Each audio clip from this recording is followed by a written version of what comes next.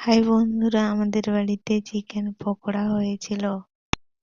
1 KG মাংস নিয়ে নিলাম, নুন হলুদ গুলিয়ে ফ্রাই করে নিলাম। 10 মিনিট পর ফ্রাই করে নিলাম।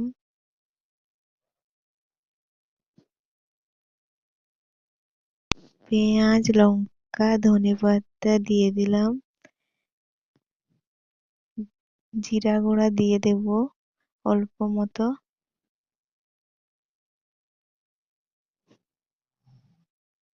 ধনে গুঁড়ো অল্প মতো দিয়ে দেব। মিট মশলা অল্প মতো দিয়ে দেব। হলুদ পরিমাণ মতো মাখিয়ে নিব। মাখানোর পর কর্নফ্লাওয়ার দিয়ে দেব। অল্প করে বেসন দিয়ে দেব। অল্প করে জল দিয়ে মাখিয়ে নিব। ভাজা মাংসটাকে মশলার মধ্যে দিয়ে দেব। কড়াই গরম করে পকোড়া ছেড়ে দিলাম। এক পিস করে ছেড়ে দেব।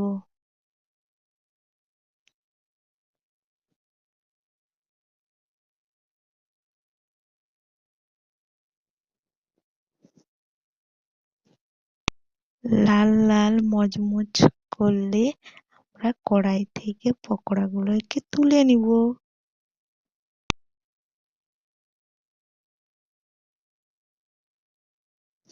ভালো করে ভাজতে হবে, লাল লাল করে।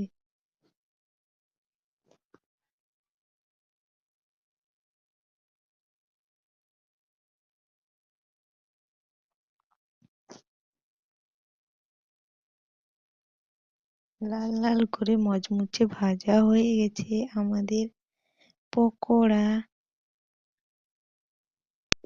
পকোড়াগুলো ভাজা হয়ে গেছে, এবার সস দিয়ে স্যালাড দিয়ে পরিবেশন করব।